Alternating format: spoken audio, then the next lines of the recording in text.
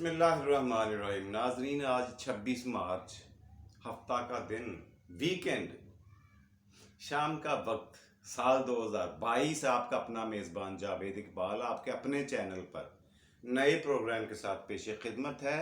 السلام علیکم، کیسے ہیں آپ سب لوگ؟ امید ہے خیریت سے ہوں گے۔ اللہ آپ کو خوش و خرم اور شاداب رکھے، آمین۔ آج کی کہانی جو میں آپ کی خدمت میں پیش کرنے جا رہا ہوں وہ بڑی مزیدار ہے، غور سے سننے والی اور سمجھنے والی۔ امید ہے آپ کو پسند بھی آئے گی اور آپ غور سے سنیں گے بھی، توجہ بھی دیں گے اور پھر اس کے بارے میں سوچیں گے بھی۔ ایک بہت بڑی ریاست تھی، بہت اپنی خوشحالی میں پورے قرب و جوار میں مشہور تھی۔ اس کا بادشاہ بڑا نیک دل اور رحم دل تھا، بہت اچھے اخلاق کا مالک، بہت اچھے اعتبار کا مالک۔ بادشاہ کا نام تھا زرغام۔ جی زرغام اسی طرح کتابوں میں لکھا ہوا ہے، کہانی لمبی ہے لیکن میں آپ کو مختصر کر کے، پھر وہی بات کہ اس کو مختصر سے شرنک کر کے سکیڑ کر آپ کی خدمت میں لبے لباب رکھنے کی کوشش کرتا ہوں۔ اس کی صرف اکلوتی اولاد اس کی بیٹی تھی جس کا نام تھا زرکا۔ زرکا اس کی بیٹی تھی، نوجوان تھی، اچھی تعلیم و تربیت کی وجہ سے وہ جسمانی لحاظ سے ہی نہیں، ذہنی لحاظ سے بھی بالغ النظر تھی، عقل مند تھی، اور نوجوانی میں ہی وہ مسائل کو سمجھنے اور سلجھانے کی خصوصیت سے بہرہ مند ہو چکی تھی۔ بادشاہ سلامت میں ایک خوبی اور ایک خامی تھی، ایک ویک پوائنٹ اور ایک پلس پوائنٹ تھا زرغام میں، راجہ زرغام میں۔ پلس پوائنٹ ان کا یہ تھا کہ انہوں نے کبھی کسی کو تکلیف میں نہیں ڈالا، اپنی رعیت پر، اپنی رعایا پر ظلم نہیں کیا، بے جا ٹیکسوں کی بھرمار نہیں کی، شاہی خزانہ بھرنے کے لیے ظلم و جبر کے ساتھ لوگوں سے ان کا رزق نہیں چھینا، ان کی آمدنی نہیں چھینی۔ اور اس سے بھی بڑی خوبی یہ تھی کہ اسے پرندوں کی زبان کی سمجھ آتی تھی، وہ پرندوں کی بولی سمجھ لیتا تھا بادشاہ سلامت۔ اور اب اس کا ویک پوائنٹ آپ کو بتا دوں، خامی یہ تھی اس کی کہ اس نے اپنے ملک کی دفاع پر کبھی خاطر خواہ توجہ نہیں دی۔ فوج تو تھی اس ملک کی مگر وہ برائے نام تھی، اس کو جدید جنگی ہتھیاروں سے لیس کرنا، ان کی خوراک کا خیال رکھنا، ان کے جانوروں کا خیال رکھنا اور ان کی تنخواہوں کو حسب ضرورت بڑھاتے رہنا، یہ بادشاہ سلامت کے فرائض منصبی میں شامل ہوتا ہے۔ یہ ان کی نظر میں غیر ضروری کام تھا جو انہوں نے نہیں کیا۔ اب ہوا کیا کہ فوج بھی برائے نام ہی رہ گئی۔ جی تو یہاں پہ یہ ہوا کہ بہت اچھا وقت گزر رہا تھا۔ بادشاہ سلامت زرغام صاحب جو تھے ایک دن رات میں سوئے ہوئے تھے، انہوں نے خواب میں دیکھا کہ ایک سفید کپڑوں میں لمبی چوڑی اور قد قامت کی عورت آتی ہے اور مجھ سے پوچھتی ہے، بادشاہ سلامت ایک ہی سوال کرتی ہے، آج آؤں کہ کل آ جاؤں؟ بادشاہ سلامت ڈر کر، یہ سن کر، حیران ہو کر، بڑبڑا کر اٹھ جاتے، خواب سے جاگ جاتے اور پھر کافی عرصے تک، دیر تک سوچتے رہتے کہ یہ پہلی مرتبہ نہیں ہوا، پچھلے 3 مہینوں سے ایسا ہو رہا ہے۔ اب کی بار وہ صبح کے وقت بھی پریشان رہنا شروع ہو گئے کہ ریپیٹڈلی یہ ایک ہی عورت آتی ہے، وہی عورت ہے اور ایک ہی سوال کرتی ہے، پوچھتی ہے بادشاہ سلامت آج ہی آ جاؤں یا کل آ جاؤں؟ اور بادشاہ سلامت بجائے اس کا سامنا کرنے کے، بجائے جواب دینے کے، ڈر کر خواب سے بیدار ہو جاتے ہیں۔ باپ کو پریشان دیکھ کر بیٹی نے پریشانی کے عالم میں باپ کو بھانپ لیا۔ اس نے پوچھا، بابا مجھے یہ بتائیں، آپ کے دل و دماغ پر کیا چیز ہے، آپ کے اعصاب پر کون سی پریشانی سوار ہو گئی ہے کوئی ایسی بات جو آپ کئی مہینوں سے، کئی دنوں سے، کئی ہفتوں سے میرے سے چھپا رہے ہیں؟ شیئر نہیں کر رہے. مجھے بتائیں، ہو سکتا ہے اس کا کوئی حل نکل آئے. بادشاہ سلامت نے چاروں نہ چار اپنی بیٹی کو یہ سارا ماجرا سنا دیا. اب زرکا جو تھی کافی عقل مند تھی، میں نے عرض کیا دانش مند تھی. بچپن میں نوجوانی کے عالم میں ہی اللہ نے اس کو عقل و فہم کی دولت سے نوازا ہوا تھا. اس نے کہا بابا جانی پریشان ہونے کی ضرورت نہیں ہے، آزمائشیں، مصیبتیں اور برا وقت اللہ سبحانہ و تعالیٰ کی طرف سے آتا ہے اور اپنے مقررہ وقت پر لوٹ بھی جاتا ہے. اب جب اگر کسی دن وہ عورت آپ کی خواب میں آئے تو آپ نے بھاگنا نہیں ہے، نہ ہی ڈرنا ہے، وہیں کھڑے کھڑے اسے کہنا ہے کل کی آتی آج ہی آ جاؤ، آج کیا اسی دن آ جاؤ. بادشاہ سلامت کو بڑی ہمت بندی یہ بات سن کر، بیٹی کا مشورہ سن کر بڑے مطمئن ہوئے، اطمینان ہوا، کچھ سکون قلب ہوا. اگلے دن جب یہ ان کو پھر سے یہی حسب معمول یہ خواب آیا تو بادشاہ سلامت نے اپنی بیٹی کی ہدایات کے مطابق اس کو کہا کہ آپ نے کل کیا آنا ہے بی بی، آج ہی آ جاؤ. یہ کہنا تھا کہ وہ عورت وہاں سے غائب ہو گئی خواب میں. بادشاہ سلامت نے اٹھ کر اپنی بیٹی کو بتا دیا سارا ماجرا. بیٹی نے کہا اللہ سونا خیر کرے گا. اب ہوا کیا کہ کچھ ہی دن گزرے تھے کہ بادشاہ سلامت کا سب سے بڑا ویک پوائنٹ یعنی خامی ان کے آڑے آ گئی. ایک ہمسایہ دشمن ملک نے اچانک حملہ کر دیا بہت بڑے لشکر کے ساتھ. ان کو توقع نہیں تھی، یہ ذہنی طور پر تیار نہیں تھے اور فوج پہ تو کبھی توجہ دی ہی نہیں.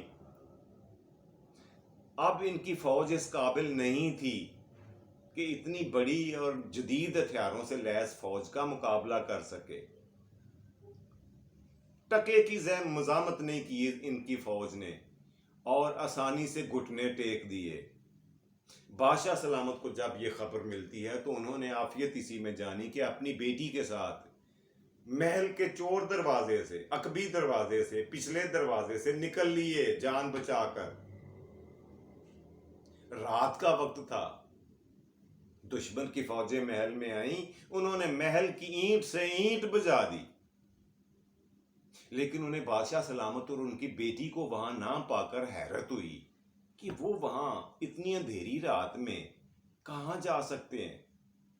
انہوں نے بتھیری کوشش کی مگر ان کو کوئی سراغ نہیں ملا. یہ باپ بیٹی بھاگتے بھاگتے بھاگتے بھاگتے جب صبح صادق کا وقت ہوا، فجر طلوع ہونے لگی تو یہ اپنے ہی ملک میں تھے ابھی. اور انہوں نے ایک قریب ہی دیکھا کہ ایک بستی ہے، ایک پنڈ ہے، ایک دیہات ہے. چرواہے سے پوچھا کہ اس کا نام کیا ہے، اس نے نام بتایا اس پنڈ کا. بادشاہ سلامت کے ذہن میں ایک بات آئی کہ یہاں پہ ایک میرا سابقہ ملازم رہتا ہے جسے میں بہت نوازشات کیا کرتا تھا، جس پہ میں لطف و کرم کے دروازے ہمیشہ کھلے رکھتا تھا، اس کی ہر ضرورت کا خیال رکھتا تھا. کیوں نہ اس کے پاس چلیں؟ بیٹی نے کہا جانا چاہیے. اب ہمیں وقتی سہارے کی ضرورت تو ہے نا، وقتی طور پہ پناہ گاہ کی ہمیں ضرورت ہے. باپ بیٹی دونوں اس کے پاس گئے. وہ دونوں کو دیکھ کر بہت حیران ہوا. اب اسے سارے ماجرے کا پتہ نہیں تھا. اس نے بادشاہ سلامت اور ان کی بیٹی کو خوش ویلکم کہا، اپنے اندر آنے کو کہا، اپنے مہمان خانے کا دروازہ کھولا اور باپ بیٹی کو عزت و احترام کے ساتھ پورے پروٹوکول کے ساتھ ان کو بٹھایا. بادشاہ سلامت نے ان کو سارا قصہ وہیں بیٹھے بیٹھے سنا دیا. خالی پانی کا گلاس پیا تھا کہ اس کو ساری بات بتا دی، اپنے ملکی حالات اور اپنے تخت کے بارے میں اور اپنے محل کے بارے میں سب کچھ بتا دیا، کوئی بات مخفی رکھی ہی نہیں.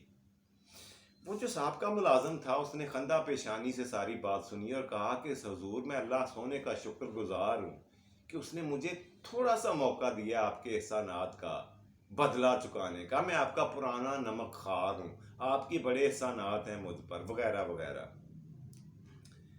اچھا، بادشاہ سلامت کو انہوں نے اپنے بیڈ روم کے ساتھ والا ایک کمرہ خالی کر کے دیا اور وہاں باپ بیٹی رات کو جب کھانا کھانے کے بعد سونے لگے تو بیٹی تو سو گئی، بادشاہ سلامت کو نیند نہیں آ رہی تھی. اس کو اپنے محل کی آسائشیں، وہ نوکر چاکر اور وہ شاہی زندگی یاد آ رہی تھی، اور پھر مستقبل کی بھی فکر تھی کہ پتہ نہیں صبح کیا ہوگا ہمارے ساتھ۔ اب وہ اسی اپنے ذہن کو، سوچوں کو گھما کے کمرے میں دائیں بائیں پھر رہے تھے کہ اچانک پورے ساتھ والے کمرے میں سے باتوں کی آواز آئی۔ بادشاہ سلامت نے سوچا یہ اس وقت آدھی رات کے بعد یہاں پہ کون باتیں کر رہا ہے؟ انہوں نے کان لگا کر سنا تو اس سابقہ ملازم کی بیگم کہہ رہی تھی یہ جو تم نے سارے حالات بتائے ہیں، تم نے بہت بڑی غلطی کی ہے ان کو اپنے گھر میں پناہ دے کر۔ دشمن فوجوں کے سپاہی کبھی بھی کسی بھی وقت ان کا پیچھا کرتے ہوئے یہاں آئیں گے اور ان کے ساتھ ساتھ ہمیں بھی فنا فلا کر دیں گے، ہمیں ہمارے بچوں سمیت قتل کر دیا جائے گا۔ تم سمجھتے کیوں نہیں ہو سکے تو جلدی انہیں گھر سے یہاں ان سے معذرت کرو اور جان چھڑواؤ اپنی بھی اور ان کی بھی۔ یہ کہہ رہی تھی اپنے خامن سے۔ بادشاہ سلامت نے سن لیا۔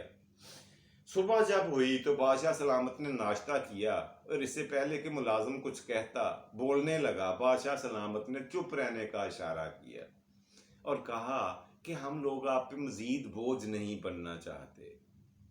آپ کی مہمان نوازی کا شکریہ، آپ نے ہمیں یہاں رہنے کی پناہ کی پیشکش کی، رہنے کے لیے ہمیں کمرہ گھر دیا، خوراک دی، آپ کی بہت مہربانی، لیکن میں یہاں رہنا مناسب نہیں سمجھتا۔ یعنی اس کی بیوی کی بات بتا کر اسے شرمندہ نہیں کیا، وہ اپنے سر لے لیا بادشاہ سلامت نے کہ میرا ذہن یہ کہتا ہے کہ مجھے یہاں سے اب کوچ کرنا چاہیے، مزید قیام کرنے سے گریز کرنا چاہیے، اس لیے کہ یہ خطرے سے خالی نہیں ہوگا میرا مزید یہاں ٹھہرنا۔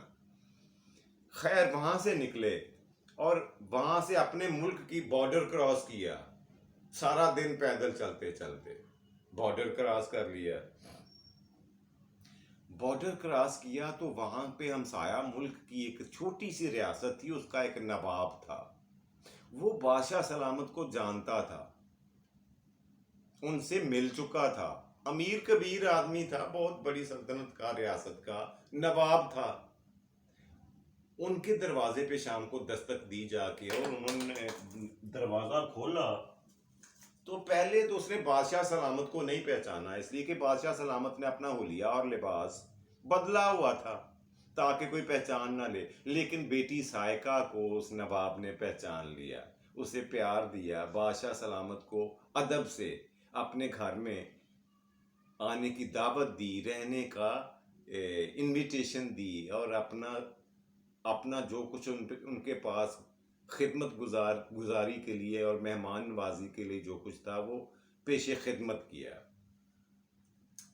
تقریباً 3-4 دن وہاں گزرے ہوں گے کہ اچانک کیا ہوتا ہے، انہوں نے کہہ دیا نواب صاحب نے کہ مجھے کچھ بتانے کی ضرورت نہیں ہے، میں نے سارے حالات آپ کے ملک کے سن لیے، آپ یہاں رہیں میرے پاس، دنیا کی کوئی طاقت یہاں سے آ کر آپ کو اٹھا کر نہیں لے جا سکتی، نہ آپ کو نقصان پہنچا سکتی ہے۔ مگر خدا کا کرنا کیا ہوا، کچھ ہی دنوں کے بعد 3-4 دن گزرے ہوں گے کہ اس کی بیوی کو، نواب کی بیوی کو مرگی کے دورے پڑنے شروع ہوئے، اور دورے بھی ایسے کہ پے در پے پڑتے جا رہے تھے، اس کی حالت غیر ہوتی جا رہی تھی۔ طبیبوں، حکیموں اور سیانوں نے، ڈاکٹروں نے جو قرب و جوار میں تھے سب کو بلایا، لیکن کسی کی عقل و فہم میں یہ بات نہیں آئی۔ تو پھر بات آ گئی پیروں فقیروں تک، یعنی یہ ستارہ شناسوں تک، نجومیوں تک۔ نجومیوں نے آ کر یہ بتایا نواب صاحب آپ کے گھر میں کوئی نحوست کا سایہ ہے، ایسی کوئی ہستی یہاں پہ آئی ہے جو منحوس ہے، اس کی وجہ سے یہ آپ کے اوپر آفت ٹوٹ پڑی ہے، اور جب تک وہ یہاں سے جائیں گے نہیں یہ آپ سے یہ مصیبت ٹل نہیں سکتی۔ نواب صاحب نے بادشاہ سلامت کے بارے میں سوچا کہ ان کے علاوہ تو ہمارے گھر میں کوئی نہیں آیا، یہ باپ بیٹی آئے ہیں، لیکن میں انہیں کیسے کہہ سکتا ہوں کہ ہمارے گھر سے چلے جائیں۔ ملازمین کے ذریعے، نواب نے تو کچھ نہیں کہا، مگر ملازمین کے ذریعے بادشاہ سلامت نے سارا ماجرا سن لیا، اور صبح صادق ہوتے ہی کہا نواب صاحب سے کہ ہمارا یہاں سے کوچ کا ارادہ ہے، آپ کی مہمان نوازی کا، آپ کی خدمت گزاری کا میں انتہائی مشکور ہوں، میں ہمیشہ یاد رکھوں گا، مگر مجھے اگلے سفر پر روانہ ہونا ہے، مجھے کسی اور جگہ پہنچنا ہے۔ بہانہ بنا کر وہاں سے باپ بیٹی نکل لیے۔ اب سوچ رہے تھے کہ جائیں تو جائیں کہاں، آگے تو جاڑ ہے، بیابان ہے، پتہ ہی نہیں آگے کوئی آبادی ہے بھی کہ نہیں، اور اگر ہے تو کہاں پہ ہے، کتنی دور ہے، پینے تک کو پانی اویلیبل نہیں ہے، اپنے پاس جو خوراک تھی تھوڑی بہت وہ تو ختم ہو گئی، تھکا ہار کر دوپہر کا وقت تھا، پینے کو پانی نہیں مل رہا تھا، تو ایک درخت کے نیچے بیٹھ گئے باپ بیٹی، سستانے کے لیے، سانس لینے کے لیے، تھوڑا ریسٹ کرنے کے لیے۔ اب بادشاہ سلامت کا وصف یہاں پہ کام آیا، ان کی خوبی، ان کا پلس پوائنٹ وہ تھا پرندوں کی گفتگو بولی سمجھ لینا۔ اسی درخت پر ہنسوں کی جوڑی، ہنس پرندے ہوتے ہیں، ہنسوں کی جوڑی بیٹھی ہوئی تھی اور آپس میں میاں بیوی تھے اور باتیں کر رہے تھے۔ ہنس اسے بتا رہا تھا اپنی بیوی کو کہ یہ فلاں ملک کا بادشاہ ہے، یہ بڑے شان و شوکت اور اس کی جو جلال ہے، اس کی جو عظمت ہے، اس کا رتبہ مرتبہ جو ہے وہ مسلم ہے، پورے بہت بڑا ملک اس کے قبضہ قدرت میں ہے، مگر نحوست کے ڈیرے نے اسے گھر سے بے گھر کر دیا اور اب یہ در بدر بھٹکتا پھر رہا۔ جو فیمیل تھی اس کی بیوی پرندے کی، اس نے کہا تو پھر اس کا حل کیا ہے؟ اب وہ جو ہنس تھا، میل ہنس، اس نے کہا بات یہ ہے کہ اس کا حل ہے، لیکن بادشاہ سلامت کو بتائے کون، سمجھائے کون؟ اس کا حل صرف اور صرف کسی درویش کی یا اللہ والے کی، اللہ کے ولی کی دعا ہے۔ اگر یہ دعا کروا لیں کسی اللہ کے ولی سے تو ان کے سارے مسائل حل ہو سکتے ہیں، ان کی مصیبت لمحوں میں ٹل سکتی ہے، آزمائش اللہ پاک واپس لے لیں گے، لیکن ضروری ہے کہ کوئی ولی اللہ، کوئی درویش، کوئی اللہ والا ان کے لیے ہاتھ اٹھائے۔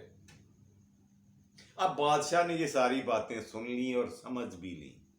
اس نے اپنی بیٹی کو کہا بیٹی الحمدللہ پڑھو، شکر اللہ کا کہ ہماری مصیبت، ہماری سختیوں کے دن اب ٹلنے والے ہیں، چلو دائیں بائیں نکلتے ہیں۔ اس نے بیٹی پوچھتی رہی مجھے بھی تو کچھ بتائیں، انہوں نے کچھ نہیں بتایا بادشاہ سلامت نے۔ ہاں ایک ان کے چہرے پہ سکون تھا، ایک اطمینان تھا بادشاہ سلامت زرغام کے چہرے پہ کہ اب انشاءاللہ اللہ کو کوئی نہ کوئی جلد کوئی سبب لگا دے گا۔ رات جب ہوتی ہے جنگل میں تو ان کو اپنے رہنے کی فکر ہونے لگی کہ ہمارے پاس تو کھانے کو کچھ نہیں، چلو درختوں کے پتے کھا کر گزارا کر لیتے ہیں، پانی کہاں سے پئیں؟ پانی کی تلاش میں یہ دائیں بائیں بھٹکنے لگی اور ان کو ایک جھونپڑی میں، جنگل میں جھونپڑی میں ایک دیے کی لو نظر آئی، روشنی دکھائی دی۔ یہ بھاگے بھاگے باپ بیٹی وہاں پہ گئے اور کیا دیکھتے ہیں کہ ایک بزرگ روحانی نے چہرے والی شخصیت وہاں پہ عبادت میں مصروف ہے اپنی جھونپڑی میں۔ بادشاہ سلامت نے وہاں پہ سلام عرض کیا اور ان کے پاس بیٹھے، وہ اپنی عبادت سے جب فارغ ہوئے تو انہوں نے توجہ کی بادشاہ سلامت کی طرف۔ بادشاہ سلامت نے سلام عرض کرنے کے بعد اپنی بپتا بیان کرنے کی کوشش کی کہ میں ان کو اپنی سیڈ سٹوری سناتا ہوں، مگر اللہ کے اس بندے نے خاموش رہنے کا مشورہ دیا کہ مجھے کچھ بتانے کی ضرورت نہیں ہے، جس جگہ آپ کو آنا چاہیے تھا آپ صحیح جگہ پہ پہنچ گئے ہو، انشاءاللہ انشاءاللہ انشاءاللہ۔ اللہ سونا میں آپ کو بشارت دیتا ہوں کہ اللہ سبحانہ و تعالی آپ کی آزمائش کے دنوں کو ختم کرنے جا رہا ہے۔ جائیے واپس آپ اپنے ملک میں، آپ اپنے ملک میں واپس جائیں۔ آپ کی فوج کا جو سب سے چیف چیف تھا، chief army officer, chief commander, اس کا نام جبران ہے. اس نے اپنی فوج کو ری آرگنائز کر کے آپ کے دوست ہمسایہ ملک سے مدد طلب کر کے اپنے ملک کا قبضہ واپس لے لیا ہوا ہے، اور اب آپ کو سر توڑ کوشش کے باوجود وہ آپ کا سراغ لگانے میں ناکام ہے، اور وقتی طور پر ٹیمپریریلی بادشاہت کی کرسی پر جبران ہی بیٹھا ہوا ہے. جائیے، آپ کا ملک، آپ کی رعیت، آپ کی قوم، آپ کا تخت، آپ کا محل، آپ کی دربار آپ کا انتظار کر رہا ہے.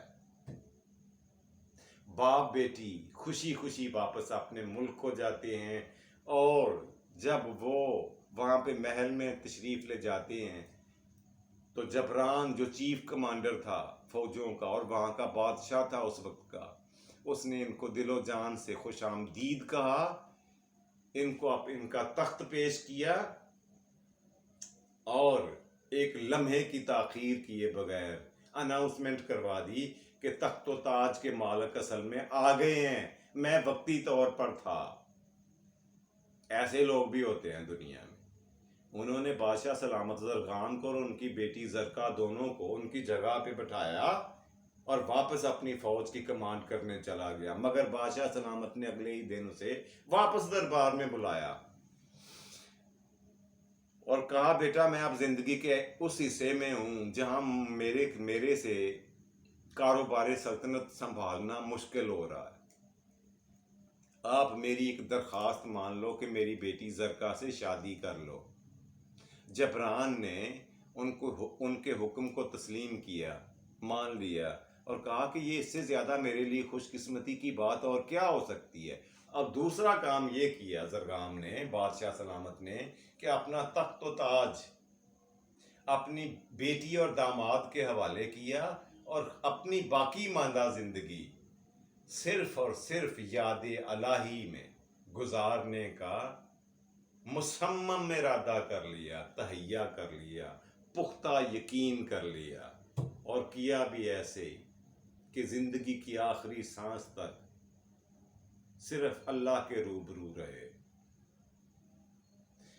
یہ تھی جی آج کی کہانی جو میں آپ کی خدمت میں بہت مختصر کر کے جلدی سے آپ کو سنائی ہے، تاکہ ویڈیو پروگرام لمبا نہ ہو، پھر بھی ہو جاتا ہے. جی آج کے پروگرام کا اگلا سیگمنٹ بہترین سیگمنٹ ہوتا ہے آج کا سوال. سوال آج کا یہ ہے سائیں کہ یہ بتائیے کہ قرآن مجید فرقان حمید میں کل کتنی دھاتوں کا نام آیا ہے؟ کل جو جن دھاتوں کا نام قرآن پاک میں آیا ہے ان کے نام کیا ہیں اور تعداد بتا دیں. اچھا دونوں میں سے ایک بتا دیتا ہوں تاکہ آپ کے لیے آسانی پیدا ہو جائے. کل 4 دھاتیں ہیں جن کا نام قرآن مجید میں درج ہے. 4. آپ نے ان 4 دھاتوں کے نام بتانے. یہ ہے جی آج کا سوال. امید ہے آپ کو آتا ہوگا اور آپ اس کا جواب بھی لکھیں گے. پروگرام کا تیسرا خوبصورت اور مزیدار سیگمنٹ، آج کا شعر. تو آج کا شعر آپ کو کیا سناؤں؟ آج کا شعر یقین جانیں کہ میں نے کوئی آپ کے لیے منتخب نہیں کیا. اب ذہن دوڑا رہا ہوں کون سا شعر سنا دوں. شعر کچھ اس طرح سے ہے، مانا کہ تغافل نہ کرو گے لیکن، مانا کہ یہ چچا غالب کا شعر ہے، اسد اللہ خان غالب. مانا کہ تغافل نہ کرو گے لیکن خاک میں مل جائیں گے ہم تم کو خبر ہونے تک. جی یہ تھا آج کا شعر جو فوری طور پر میرے ذہن میں آیا اور میں نے آپ کی خدمت میں پیش کر دیا. اسی کے ساتھ اپنے میزبان جاوید اقبال کو دیجیے اجازت. اللہ سونا سے دعا ہے کہ اللہ سونا آپ کو آسانیاں عطا فرمائے اور آسانیاں تقسیم کرنے کی توفیق دے. اپنا اور اپنے پیاروں کا رکھیے گا ڈھیر سارا خیال. مجھے اپنی دعاؤں میں یاد رکھیے گا. اللہ ہم سب کا حامی و ناصر ہو. پاکستان زندہ باد.